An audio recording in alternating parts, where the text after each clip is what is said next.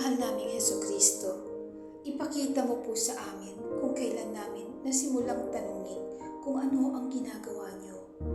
Kung kailan kami umatras sa paniniwala sa paraang dati na naming ginagawa at habang inililitaw niyo po ang mga yun, pakakawalan na namin ang mga bagay na yun. Hindi sa pilitan kundi sa muling pagbibigay ng mga yun sa inyong mga kamay. Panginoong Diyos, simulan mo pong muling itatag kung ano ang mukhang nasira na, hindi biglaan pero sa totoong tuloy-tuloy na pamamaraan na mas malalim pa kaysa sa mga damdamin.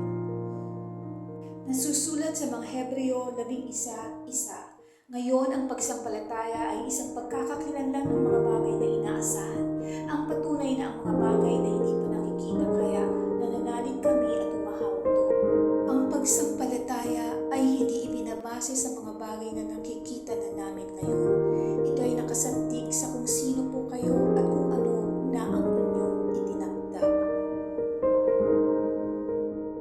Sa Salmo 37:13 nasusulat, ako ay nahimatay kung hindi ko na pinaniwalaan ang kabutihan ng Panginoong Diyos.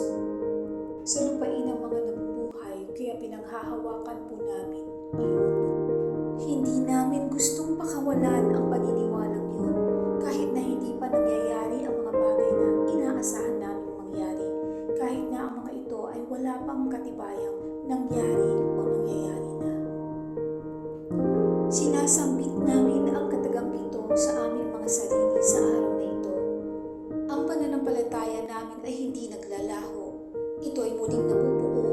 Pinili namin magtiwala muli po sa inyo kahit sa pakiramdam ay naiiba ito kaysa dati. Hindi po kami namamalaging bigo. Kami ay umuusad na may tahimik na pananampalataya.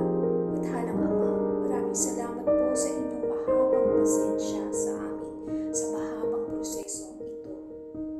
Hindi niyo po kami minamadali.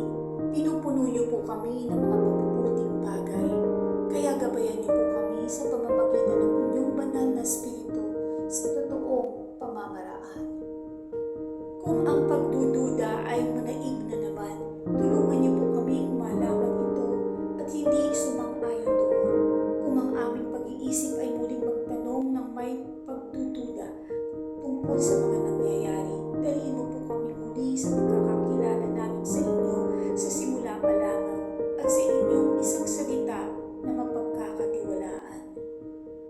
Kung ang pakiramdam namin ay lumalayo sa loob, ilapit niyo po kami muli sa pagtitiwala.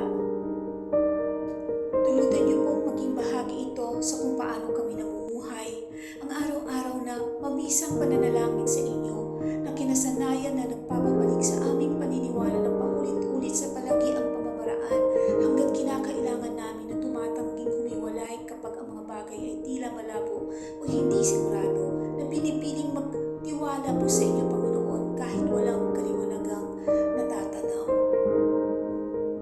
Hindi man ito perpekto, pero ito ay magiging makatotohanan. Kaya sa araw na ito, hindi kami lumalakad palayo sa pananampalataya, kundi kami ay lumalakad na pabalik dito. Kahit na parang sa pakiramdam ay maliit lamang na bagay ito, kahit na parang tahimik lamang, pinipili namin panatilihin ang aming pananampalataya sa inyong muli.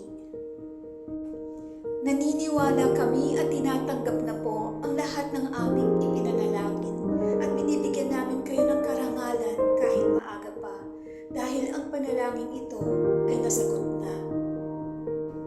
Sa